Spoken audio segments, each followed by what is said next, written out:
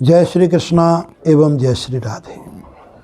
हमारे जीवन में अनेक विधाएं, अनेकों इस प्रकार के संविधान, इस प्रकार के हमारे जीवन की एक व्यवस्था है कि वो सभी चीज़ों का समन्वय, सभी चीज़ों का अनुपात बनना परम आवश्यक है।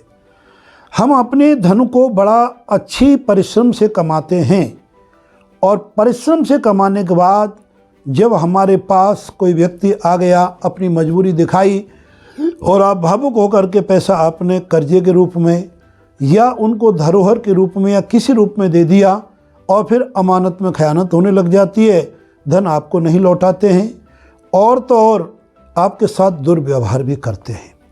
ऐसा अनेक लोग आके हमसे कहते हैं। तो आज मेरे मन में इस प्रकार की एक जागृति हुई और प्राचीन ज्ञान को इस आगे बढ़ाने के लिए इन प्राचीन ऐसे हमारे कुछ विधियाँ, कुछ संविधान, कुछ उपाय जिससे कि हमारा डूबा हुआ धन प्राप्त हो। और उन लोगों से धन तो नष्ट हो रहा है, क्योंकि दे चुके हैं, और धन नष्ट होने के साथ साथ हमारे उनके साथ व्यवहार भी प्राय करके नष्ट हो रहा है। और क्यों नहीं होता है, मैं एक इसके बारे में आपको एक छोटी सा उदाहरण देना चाहूँगा। एक समय की बात है, हमारे इंद्रप्रस्थ जो पांडवों का राज्य था वहाँ पर अकाल पड़ गया। अकाल के समय पर हमारे धर्मराज युधिष्ठिर जी ने भगवान श्री कृष्ण के पास अपने लघु भ्राता अर्जुन जी को भेजा और कहा, भैया अर्जुन। बोले जी महाराज, कि आप भैया हमारे कृष्ण सब प्रकार से संरक्षक हैं, उन्होंने हमें जीवन में सब कुछ प्रदान किया है, तो जाइए उनसे कुछ धन हमारी मुद्राएं लेके आ जाइए, स्वर्ण मुद्राएं, जिससे कि राज्य में जो भयानक अकाल आया हुआ है पड़ोसी राज्यों से कुछ अन्न मंगा करके बंटवा दिया जाएगा ताकि प्रजा दुख ना पाए। अर्जुन जी बड़ी तैयारी के साथ कि भाई इतनी स्वर्ण मुद्राएं लाएंगे, उन स्वर्ण मुद्राओं के पात्रों के साथ में, कहारों के साथ में चल दिए और जाके भगवान कृष्ण ने उनका राजोचित सम्मान किया। एक बड़ी ज्ञान का बिंदु मैं बता रहा हूँ जो आपको प्रैक्टिकल अभी समझ में आएगा। तो अब इतना जब उनको पहुँचे, राजोचित सम्मान हुआ, भगवान कृष्ण ने अचानक कहा, भाई तुम्हारा आने का कारण बताओ। तो हमारे अर्जुन ने कहा कि भैया हे माधव, हे मधुसूदन, हे कृष्ण, भ्राताश्री धर्मराज जी ने, युधिष्ठिर जी ने, क्योंकि वो राज्य पदासीन हैं, प्रजा के दुख को देख नहीं पाते हैं, अगर राज्य में अकाल पड़ा हुआ है, कुछ आपसे स्वर्ण मुद्राओं की सहायता बतौर कर्ज लेने आया हूँ। क्या है? बतौर कर्ज लेने आया हूँ और समय पर हम उसे चुका देंगे। भगवान कृष्ण सहज में कहा कि अर्जुन, मेरी कोई शर्त नहीं है पैसा देने में, जितना तुम मांगने आए हो उससे 2 गुना 4 गुना भी ले जा सकते हो, लेकिन एक प्रश्न का उत्तर तुम सही दोगे तो ही मैं आपका धन दूंगा, अन्यथा बड़े भ्राता युधिष्ठिर जी से कहेंगे और वो जो समाधान करेंगे पुनः मैं उनकी आज्ञा का पालन करूंगा। भगवान की ये वार्ता सुनकर के अर्जुन को बड़ा ही विस्मय हुआ, अचंभा हुआ और अचंभा के लिए माधव प्रश्न करो। तो माधव ने प्रश्न किया कि हे अर्जुन, तुम इस धन को कैसे लौटाओगे, किस प्रकार से लौटाओगे? बोले माधव, मैं पहले निवेदन कर चुका हूँ, जिस सम्मान पूर्वक मैं आपके द्वारका नगरी से धन ले जा रहा हूँ, ये हमारा वादा है, खुशी खुशी हम आपके यहाँ पर स्वयं कहारों के द्वारा, साधन के द्वारा इसी राज्य को उसमें जमा करने आएंगे, बड़ी खुशीपूर्वक जमा करेंगे, कोई संदेह नहीं है। भगवान कृष्ण का, अर्जुन ये तुम्हारा उत्तर गलत है, इसलिए मैं तुम्हें कोई धन नहीं दूंगा, अब जाके भ्राताश्री से कह सकते हो। अर्जुन अपना सा मुँह लेके बढ़े, लेकिन माधव के सामने कोई दोबारा क्वेश्चन करने की ताकत नहीं थी, क्योंकि वो उनको सर्वस्वी मानते थे। लेकिन दुख ये हो रहा था कि दास पर विश्वास नहीं किया। धर्मराज युधिष्ठिर के पास एक बड़े खिन्न मन से पहुँचे कि महाराज माधव ने मना कर दिया। तो हमारे धर्मराज ने कहा कि आपने माधव के प्रश्न का उत्तर गलत दिया होगा। बोले महाराज आपको कैसे पता? और मैं जानता हूँ माधव मर्यादित है, मर्यादा पुरुषोत्तम है। उन्होंने आपसे प्रश्न किया और प्रश्न का उत्तर आपने गलत दिया कि माधव प्रश्न, हे भ्राताश्री, प्रश्न किया था कि कैसे लौटाओगे, और आपने जवाब दिया खुशी खुशी लौटाने आऊँगे। हाँ, बोले गलत प्रश्न है, आप अभी ये उत्तर गलत है, आप वापस जाओ। जब माधव ये प्रश्न करेंगे तो आप उनसे कहना, महाराज 100 बार तो हम आपको गाली देंगे, 1000 बार आपकी मृत्यु की कल्पना करेंगे और 10,000 बार हम सोचेंगे कि धन कैसे लौटाएं, क्या को लौटाएं, आपको कोसेंगे, गाली देंगे, नाना प्रकार की कल्पनाएं करेंगे। लेकिन माधव, फिर भी हम पांडववंशी, जो हम पांडव हैं और चंद्रवंशी हैं, आपका एक पैसा भी नहीं रखेंगे, ये आपसे प्रॉमिस करते हैं। दुख पाएंगे, गाली देंगे, कोसेंगे और हो सकता है व्यवहार खराब करने की भी कोशिश करेंगे, लेकिन फिर भी धन लौटाएंगे।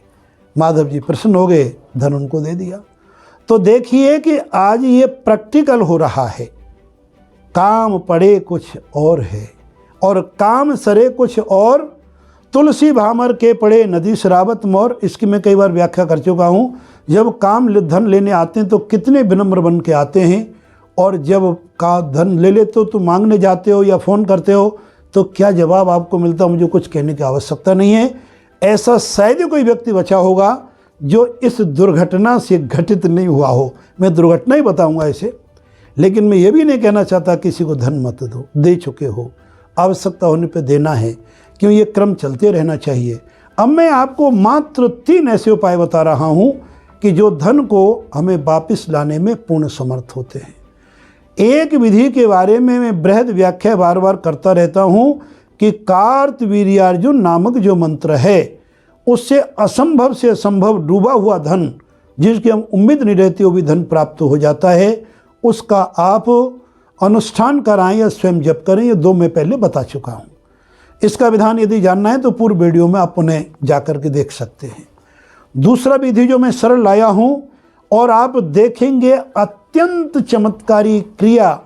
आपको क्या करना है कि मंगल देव को प्रसन्न करने के लिए और हमारे सूर्य देव की प्रार्थना करने के लिए एक पानी के लोटे में आप कितने 7 लाल रंग के फूल, लाल रंग के फूल अगर ना मिले तो चावलों को रोली में रंग करके लाल चावल बना दें और उस लोटे में डालें और भगवान सूर्य को प्रार्थना करें, यानी सूर्य को जल चढ़ाएं और हाथ जोड़ के बोले, हे भास्कर, अब दुनिया की साक्षी है, मैंने अमुक व्यक्ति को, उस व्यक्ति का नाम बोलेंगे, गोत्र बोलेंगे, स्थान भी बोलेंगे, मनी मन धन दिया था उसकी आवश्यकता पर, आज वो मेरे साथ दुर्व्यवहार कर रहा है और गलत कार्य कर रहा है, आप साक्षी हो, मेरा धन वापस दिलाएं और उन्हें गलती का एहसास कराएं। कुछ ही महीनों में बिगड़े हुए संबंध बनने लगेंगे और कुछ ही महीनों में आप देखोगे कि वो व्यक्ति आपके सामने या तो घुटने पे आएगा या अपनी गलती को मान करके आपसे क्षमा याचना करेगा।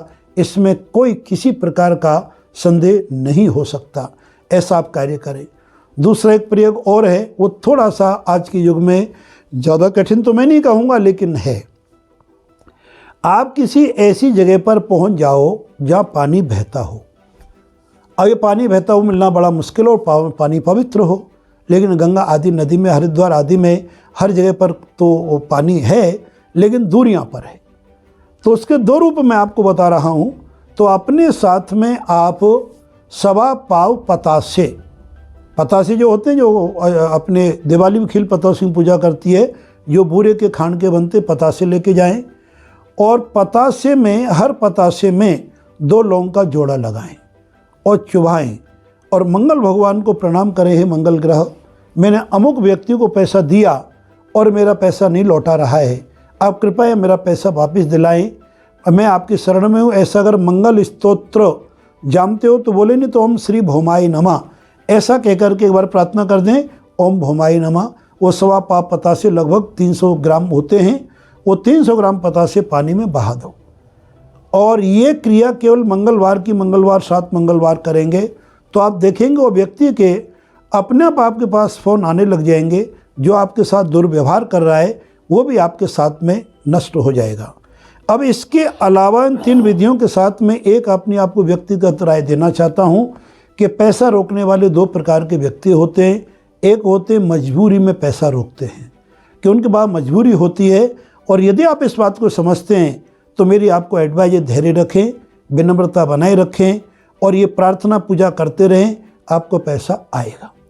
और यदि आपको ये अवगत हो गया कि पैसा है लेकिन मक्कारी, पहली मैंने मजबूरी बताई, दूसरी मक्कारी बताई, मक्कारी कारण अगर पैसा नहीं दे रहे हैं तो भी आप थोड़ा सा संयम से काम लेते हुए इन उपायों को करें, तो आप देखेंगे जीवन में कितनी आपको सफलता के साथ साथ डूबा हुआ धन आपके पास शीघ्र आने लगेगा। इसी प्रकार के कुछ सरल उपाय आपको फिर लेकर के शीघ्र उपस्थित होंगे। आज की वीडियो में जनता जनार्दन को इतना ही। जय श्री कृष्णा, जय श्री राधे।